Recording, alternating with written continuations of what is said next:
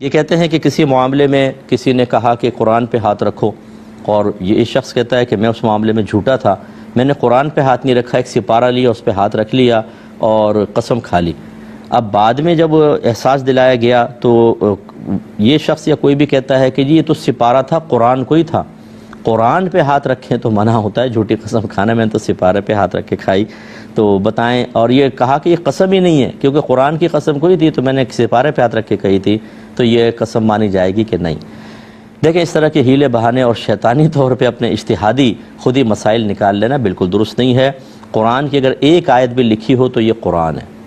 ہاں، ہمارے عرف میں جو قرآن کہلاتا ہے وہ ایک الگ بات ہے کہ کسی پیپر پہ آیت لکھی ہو تو کوئی یہ کہے گا، یہ ہم کہیں گے قرآن اٹھا کے لاؤ، وہ اس کی طرف کبھی نہیں بڑھے گا، وہ جائے گا کتاب اٹھا کے لائے گا۔ تو یہ شناخت اور پہچان اور عرفاً کتاب کے اوپر اس کا اطلاق ہوتا ہے، لیکن قرآن جس کو کہتے ہیں کہ کلام الہی ہو، وہ ایک آیت بھی لکھی ہوگی تو یہ قرآن ہی ہے، یہ کلام الہی ہے۔ ایک آیت پہ بھی ہاتھ رکھ کے اگر آپ قسم کھائیں گے تو یاد رکھیں ایک ایک آیت وہی اہمیت رکھتی ہے جیسے پورا قرآن اہمیت رکھتا ہے۔ یہ سارا کا سارا اللہ کا کلام ہے۔ اس طریقے سے کہنا کہ جی میں نے تو سپارے پہ ہاتھ رکھا تھا پورے قرآن پہ نہیں، تو یہ تو قسم مانی نہیں جائے گی، بالکل مانی جائے گی۔ اور اصل میں آپ قرآن پہ ہاتھ کیوں رکھتے ہیں؟ اس لیے رکھتے ہیں کہ سامنے والا اس کے احترام کو ملحوظ رکھ کر آپ کی بات کا یقین کر لے۔ اور کیوں یقین کر لے؟ کیونکہ وہ آپ کے بارے میں حسن ظن قائم کرتا ہے کہ یہ اتنا بے حیا تو نہیں ہو سکتا کہ اس کتاب کے احترام کو پامال کرتے ہوئے جھوٹی قسم کھا لے۔ تو اس وجہ سے آپ قرآن پہ ہاتھ رکھتے ہیں۔ تو کیا قرآن کی ہر آیت ایسی اہمیت کی حامل نہیں ہے کہ اس کو اتنی عزت اور احترام دینا چاہیے؟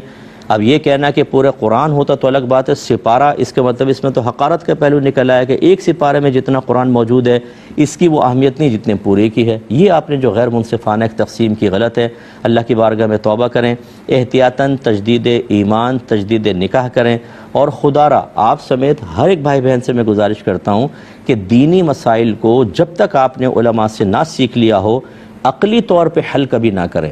دین اگر عقل سے حل ہو جاتا تو پھر شریعت کو قرآن کے نازل کرنے کی کیا، اللہ کو قرآن کو نازل کرنے کی کیا ضرورت ہوتی؟ اللہ تعالیٰ یہی فرماتا اپنی عقل سے حل کر لو، ہم نے تمہیں عقل دی ہے۔ لیکن ہمیں اپنی عقول کو قرآن اور حدیث کی تعلیمات کے تابع کرنا ہے، یہی ہمارا امتحان ہوتا ہے، یاد رکھیں۔ اور بہت ساری ایسی چیزیں ہیں جو ہماری عقل میں نہیں آتی۔ فجر کے اندر 2 رکعتیں، فرض کی بات کر رہا ہوں، ظہر میں 4، عصر میں 4، مغرب میں 3، عشاء میں 4، کیوں یہ ترتیب رکھی بتائیں ذرا عقل سے؟ تو یہ آپ ثابت کرنا بہت مشکل ہے، ایسے ہزاروں چیزیں ہوتی ہیں، لہٰذا عقل کے گھوڑے نہ دوڑائیں۔ اور بعض اوقات لوگ جو ہے جب ان کو سمجھایا جائے تو انا کا مسئلہ بنا لیتے ہیں۔ پہلے شاید اتنا سخت حکم نہیں ہوتا، لیکن جب انا کا مسئلہ بنا کر اپنی غلطی پر ڈٹ جاتے ہیں، اکڑ جاتے ہیں، تو بعض اوقات آہستہ آہستہ کفر تک پہنچ جاتے ہیں۔